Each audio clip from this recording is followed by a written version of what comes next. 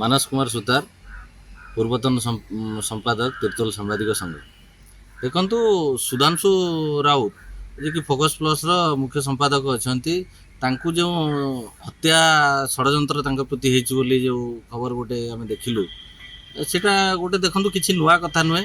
ସୁଧାଂଶୁ ରାଉତ ପ୍ରାୟତଃ ସବୁବେଳେ ସତ୍ୟ ଏବଂ ତଥ୍ୟଭିତ୍ତିକ ଖବର ପରିବେଷଣ କରିଥାନ୍ତି, ଆମେ ଯେତିକି ଦୂର ଜାଣିଛୁ।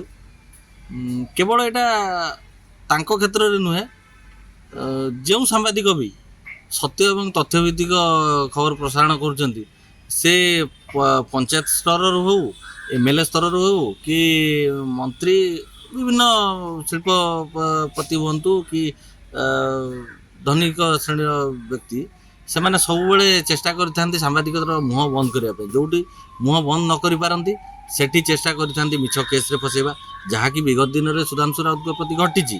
ଆଉ ତାଙ୍କୁ ଜେଲ୍ ବି ଯିବାକୁ ପଡ଼ିଛି, କିନ୍ତୁ ସେଥିରେ ବି ସେ ଭୟଭୀତ ନ ହୋଇ ପୁନର୍ବାର ତାଙ୍କର କାର୍ଯ୍ୟ ପୂର୍ବ ଭଳି ଜାରି ରଖିଛନ୍ତି। କିନ୍ତୁ ଏଠି ସାଧାରଣ କଥା ଗୋଟେ ରହୁଛି, ତାଙ୍କ ସୁରକ୍ଷା ପ୍ରତି ଗୋଟେ ପ୍ରଶ୍ନବାଚୀ ସୃଷ୍ଟି ହେଇଛି। ଆମେ ଏତିକି କହିପାରିବା ଯେ ବର୍ତ୍ତମାନ ସରକାର ଚେଞ୍ଜ ହେଇଛନ୍ତି, ନୂତନ ସରକାର ରାଜ୍ୟର ଶାସନ ଭାର ସମ୍ଭାଳିଛନ୍ତି। ରାଜ୍ୟ ସରକାରଙ୍କୁ ମୁଁ ଏତିକି ନିବେଦନ କରିବି ଜଣେ ସାମ୍ବାଦିକ ହିସାବରେ, ତୁରନ୍ତ ସାମ୍ବାଦିକ ସୁରକ୍ଷା ଆଇନ ପ୍ରଣୟନ କରନ୍ତୁ ଏବଂ ସାମ୍ବାଦିକମାନଙ୍କ ସୁରକ୍ଷା ଚିନ୍ତା ଟିକେ କରନ୍ତୁ।